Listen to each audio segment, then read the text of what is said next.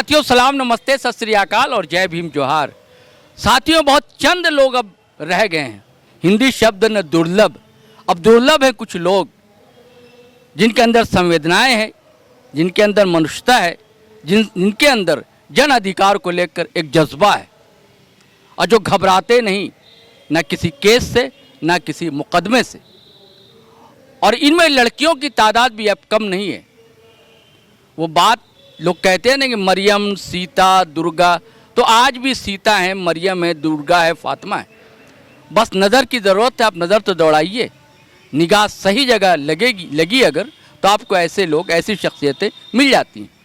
आप फ्रेम में देख रहे हैं प्रयागराज जी यानी कि इलाहाबाद पुराना शहर, वहाँ से आई हैं रांची। PUCL का अधिवेशन चल रहा है। सीमा आज़ाद जी किसी तारीफ के मोहताज नहीं है। हम थोड़ा उनसे बातचीत करेंगे, आपको रूबरू कराएंगे इनसे। पहले इनके बारे में मैं चाहूँगा ये खुद कहेंगी और उसके बाद फिर एक जो ताज़ा मामला है दोस्तों, सुप्रीम कोर्ट की एक वर्डिक्ट आई है जिसमें कहा गया है कि आदिवासी महिलाओं को भी विरासत में हिस्सेदारी मिलनी चाहिए, अब पैतृक संपत्ति में अधिकार मिलना चाहिए। इस्तकबाल है सीमा जी आपका। आपका भी। मैं चाहूँगा अपने बारे में आप कुछ थोड़ा व्यूअर्स को बताएं। हम तो जानते हैं लेकिन आप बताएंगे। मैं PUCL की सेक्रेटरी हूँ और नेशनल सेक्रेटरी, और दस्तक नए समय के नाम से एक पत्रिका निकालती हूँ और कहानियाँ, कविताएं लिखती हूँ और मानवाधिकार का काम करती हूँ। कविताएं अच्छी करती हैं। Thank you. तो आपके साथ भी कुछ मामले हुए थे, मुकदमे वगैरह, क्या जी था मामला? जी, वो 2010 में हुआ था एक मामला। वो मैं जो मैगज़ीन निकालती हूँ उस पे ये आरोप लगा था कि ये माओवादियों का इस पत्रिका के माध्यम से प्रचार करते हैं, तो उस बेसिस पे मेरे ऊपर UAPA लगा था। तो उस केस में मैं 2.5 साल जेल में रही और फिर बाहर 2-2.5 साल बाद जब मैं बाहर आई तो केस चल रहा है? जी अभी केस है, हाँ मैं बेल पे हूँ।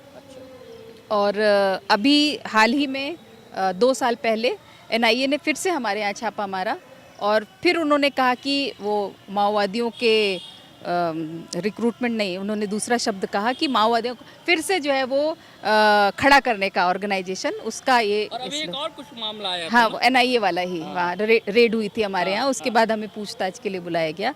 तो ये सब चलता रहता है वहाँ पे। यूपी है तो यूपी में तो और भी ज़्यादा, थोड़ा सा भी विरोध करते आप तो जानते होंगे बेहतर, तो फिर वो सारे एक्टिविस्ट लोगों के पीछे पड़े हुए हैं, तो हमारे भी पीछे पड़े हुए अच्छा, हैं। आपको क्या लगता है कि ये जो अंधेरा है और घना होगा क्या? अंधेरा तो घना है। अब जैसे ही स्थिति अभी यूपी की है, दूसरे स्टेट में हम लोगों का स्टेट तो अभी बचा हुआ। जी बिल्कुल बचा हुआ है, लेकिन मतलब ये उसी तरीके से है जैसे खूब घनी बारिश हो रही है, कहीं कहीं पे सफ़ेद बादल है और कहीं कहीं पे काले बादल है, लेकिन बारिश हर जगह हो रही है। और जहाँ पे अभी नहीं हो रही है वो ये नहीं माने कि वहाँ पर वो चीज़ें नहीं पहुँची है, क्योंकि ये एक तरह का, हम इसको बोल रहे हैं कि फांसीवाद का दौर है। तो वो जो एजेंडा फेंका जा रहा है, जो केंद्र से हमारे ऊपर एजेंडा फेंका जा रहा है, उससे प्रभावित हर स्टेट हो रहा है। हर स्टेट इस तरह से हो रहा है कि वो उनके एजेंडे पे अपने आप को फिट करने की कोशिश कर रहे हैं, चाहे वो अपोजिशन हो या फिर सत्ता पक्ष के लोग हो या फिर जनता भी हो। जैसे हम बहुत सारे लोग कहते हैं कि इनको हटा के हम दूसरी पार्टी को लाएंगे तो ये ठीक होगा, तो ठीक है, थोड़ी राहत हो सकती है, लेकिन लोगों मतलब अपने आप को सत्ता में बनाए रखने के लिए, क्योंकि वो भी उसी एजेंडे पे काम कर रहे हैं, इसलिए ये जो सांप्रदायिकता के एजेंडे हैं, ये जो बहुलता, जो एक बहुसंख्यकवादी जो एजेंडा है, ये अभी कुछ सालों तक कायम रहने वाला है। कोई भी गवर्नमेंट आ जाए, इसके खिलाफ हमको ज़रूर लड़ना पड़ेगा। तो ये स्थिति है, तो इसको आप ये इस तरह से देख सकते हैं कि हमारे यहाँ नहीं है, लेकिन है ये।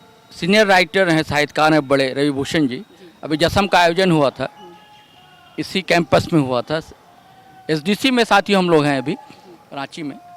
तो उनसे मैंने ये सवाल पूछा था, आपसे भी पूछता हूँ, तो वो ये है कि ये सब अचानक तो नहीं हो गया ना? हाँ बिल्कुल बिल्कुल, ये अचानक नहीं हुआ है और ये बहुत सालों से है। अगर नज़र खुली हुई हो तो फिर ये तो चल रहा है बहुत पहले से ही, समय से चल रहा है कि जब बम ब्लास्ट में बहुत सारे लोगों को, बहुत सारे मुसलमानों को जेल भेजा गया। और आपको याद होगा उस समय ही ये एक जुमला बना दिया गया था, जुमलेबाज हम किसी और को बोलते हैं, लेकिन उस टाइम ही ये जुमला फेंक दिया गया था कि हाँ सारे मुसलमान आतंकवादी नहीं होते हैं, लेकिन जो आतंकवादी होते हैं वो मुसलमान होते हैं। ये जुमला फेंक दिया गया था और ये जुमला अब हर एक के दिमाग में घुसा दिया गया है।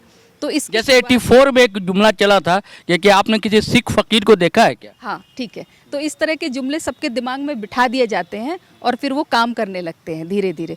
तो उस अब वो बहुत अच्छी तरीके से काम करना शुरू कर दिया है, हर दिमाग इस रूप में कम्युनल हो चुका है। और नहीं, मेरा कहना है कि जो समाजवादी शक्तियाँ थी, ताकतें थीं, लोग थे, पार्टियाँ थी, संगठन थे, वो क्या कर रहे थे?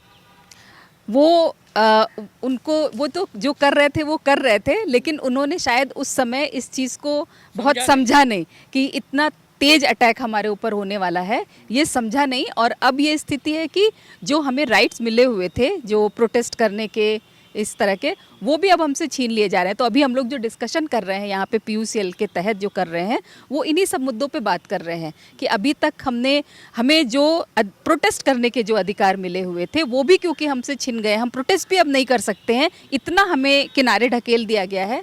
तो अब हम कैसे कैसे विरोध कर सकते हैं, क्योंकि हम ही लोग हैं। मतलब अब तो न्याय व्यवस्था से भी ज़्यादा उम्मीद नहीं रही, ब्यूरोक्रेसी और बाकी संस्थाओं से, संसद वगैरह से तो नहीं ही है।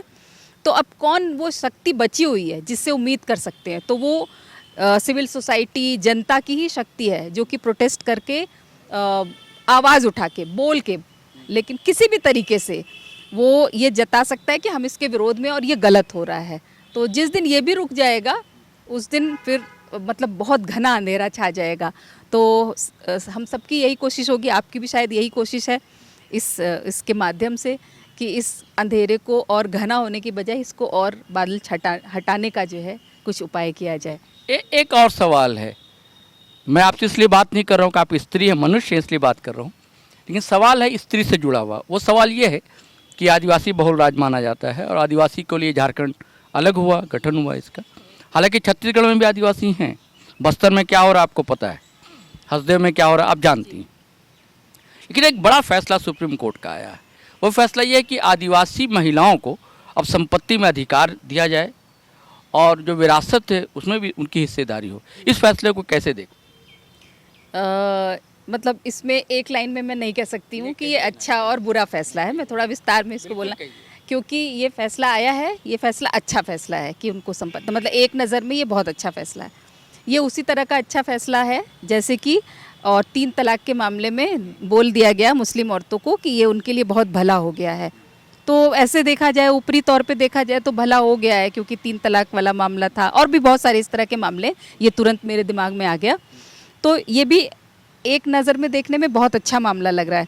लेकिन जो अभी आदिवासी अस्मिता अपने आप को असर्ट कर रही है, हर जगह पे लड़ रही है, ये कहीं ना कहीं उसमें खलल डालने की कोशिश है। और जो वो कह रहे हैं कि उनको प्रॉपर्टी में राइट मिलना चाहिए, तो वो मतलब कौन से कानून के तहत, जैसे प्रॉपर्टी का भी सबका यूनिकोड सिविल कोड अभी तो हर जगह है नहीं, लेकिन हिंदू सिविल कोड है और मुस्लिम लॉ है और ये सब है, आदिवासियों का अपना अलग मामला है। तो उसमें जब आप बिना किसी संदर्भ के, बिना किसी तैयारी के, बिना किसी भूमिका के जब आप हस्तक्षेप करते हैं, तो आप उसका जनवादीकरण करने की बजाय आप उसको बिखेरते हैं कहीं ना कहीं, आप उसको उसका खंडन करते हैं, उस कस्टम का खंडन करते हैं। तो अगर ये बात थी, आदिवासी महिलाओं में ये बात उठ रही है, खुद से उठ रही है कि हमारे यहाँ पे भी जो जितने भी इस तरह जितने भी कस्टम थे जो कि महिलाओं के खिलाफ थे, बहुत सारे रीति रिवाज थे, उनके खिलाफ आदिवासी महिलाएं खुद भी लड़ रही हैं। ऐसा नहीं है कि महिलाएं केवल स्टेट से लड़ रही हैं, अपने अंदर के लोगों से भी वो लड़ाई कर रही हैं। तो उनकी तरफ से ये बात आई होती और वो ज़्यादा इंक्लूसिव होती, फिर वो अपने सारे लोगों को साथ लेके। लेकिन ये जिस तरीके मैंने बात करने की कोशिश की, कुछ लोग तैयार नहीं हो रही हैं बात करने के लिए और कुछ विरोध में हैं। अच्छा, हाँ, वो उनका तर्क वही है जो आप तर्क दे रही हैं कि हालांकि इसे आम शब्दों में आजकल लोग उसे रूढ़िवाद कहेंगे कि रूढ़िवादिता है उनकी। तो क्या रूढ़िवाद है? नहीं, रूढ़िवादिता पता नहीं, मतलब उनसे बात करके पता चलेगा। लेकिन आमतौर पे जैसे जो महिलाएं जो पहले भी उन्हीं के तर्क का समर्थन कर रही हैं कि उनके कस्टम हैं। हाँ बिल्कुल, उनके कस्टम हैं, लेकिन कस्टम में, हर कस्टम में महिला विरोधी चीज़ें हैं। ये तो मतलब हम कहते हैं हर धर्म समाज में। तो मैं ये कहती हूँ कि जनवादीकरण का प्रोसेस उस सोसाइटी के अंदर से आना चाहिए, ऊपर से नहीं थोपना चाहिए। आप देखिए ना, मतलब स्त्रियां बहुत कम अवतरित होती हैं बुजुर्ग पीर भी स्त्रियां बहुत कम देखने को मिलती हैं। तो वो ठीक है, लेकिन मैं ये कह रही हूँ कि जो भी जनवादीकरण का प्रोसेस है वो उस सोसाइटी के अंदर से जब आता है, मुखर होके आता है, तो फिर वो अपने लोगों को शामिल करता हुआ आता है और वो एक दोस्ताना फाइट करते हुए फिर आगे बढ़ता है। लेकिन जब ये जनवादी जो वैल्यू लगता है और ये ऊपर से थोपा हुआ होता है तो ये देखने में जनवाद लगता है, लेकिन ये होता एक अथॉरिटी ही है जो एक कहीं से फेंक दिया गया है, बम्बार्डमेंट कर दिया गया है, उसमें आप आपस में लड़ते रहिए कि ये सही है या गलत है। तो इस तरह का जो अगर बाहर से आ जाता है तो फिर इसी तरह की लड़ाई शुरू हो जाती है, इसी तरीके से स्टैंड लेने में दिक्कत होती है, बचते हैं, और फिर वास्तव में जो एक प्रोसेस चल रहा होता है पहले से, उसको रोकने का काम होता है। तो आज के समय में इस तरह की प्रक्रियाएं सरकार सोचे समझे तरीके से अपना रही है बहुत ज़्यादा, और हर कम्युनिटी में कि देखो हमने कितना भला कर दिया, ये अपना मसीहा भी बन जाए। टोकनिज्म है। हाँ बिल्कुल, वो खुद मसीहा बन जाएंगे, लेकिन दरअसल होता ये है उसमें कि जनवादीकरण का प्रोसेस वास्तव में उसको रोक देते हैं, उसमें ठहराव ला देते हैं। तो मैं इसको ऐसे देखती हूँ कि ठीक है, ये आया है तो अच्छी बात है, स्वागत योग्य है, लेकिन ये उनका दिया हुआ नहीं है। महिलाएं इसके लिए फाइट कर रही थी और उधर से ये आ रहा था, बेहतर होता कि उधर से लड़ते हुए आता और आ ही जाता, लड़ रही हैं। और मैं भी ये भी साथ में कहना चाहूँगी कि जब औरतें या फिर इस तरह की दमित कम्युनिटी जब लड़ती है तो जिनके खिलाफ लड़ती है, जो अपने जिनसे दोस्ताना तरीके से लड़ती है, तो अगर आपको एक बड़ी शक्ति से लड़ना है तो इन लड़ाइयों को, जो अपने साथियों की लड़ाई है, इसको जल्दी से जल्दी समझ के इंक्लूड करना चाहिए। और तभी जो आपकी साथी हैं, जो बड़ी लड़ाई में आपका साथ देने वाली महिलाएं हैं, लोग हैं, वो तभी आपके साथ आ सकती हैं। तो फिर ये जो बात है कि इसको आप कैसे देखती हैं, ये उनके लिए भी आपका कहना है कि वो समाज खुद से फैसला ले। हाँ, और ये भी हम कहना चाहते हैं कि साथ में कि उस समाज के पुरुष ने, क्योंकि ये नहीं समय पे नहीं इसको अपनाया, इसलिए भी ये बम्बार्डमेंट की तरह से आया है ये फैसला। नहीं, जैसे 3 तलाक में भी ऐसा ही था ना। हाँ। समाज ठीक है, समाज में बहुत चलन उसका कम है 3 तलाक का, लेकिन जो पुरुष समाज है वो ज़बरदस्ती का उसको मानने को भी तैयार था। लेकिन अब जब फैसला आ गया, कानून बन गया, तो अब मजबूरी हो गई। तब फिर पुरुष क्या, महिलाएं भी नहीं मानने को तैयार हैं, क्योंकि उनके पति जब जेल में चले जाएंगे तो पहले जो जिंदगी वो तो प्रोसीजर ही गलत है, प्रोसीजर ही गलत है। वो तो तलाक की नौबत फिर आएगी। हाँ, बहुत गलत है। ठीक बात। ऐसा ना हो, आपका कहना है। सारी तस्वीरें साफ साफ हों, मतलब गड़बड़ ना हो। अंत में चाहूँगा कि आप कवि भी हैं, अगर कोई कविता, काव्य पंक्ति आपकी अपनी याद हो या अगर किसी की याद हो जो अच्छी लगे, जो व्यूअर्स के लिए। मुझे कविताएं याद नहीं रहती हैं, लेकिन पता है। लेकिन मैं छोटी सी एक कविता सुना देती हूँ। वो बिहार में बगल के राज्य में चुनाव होना है, तो उस पर अब ज़रूरी नहीं कि एकलव्यों का अंगूठा काटा जाए।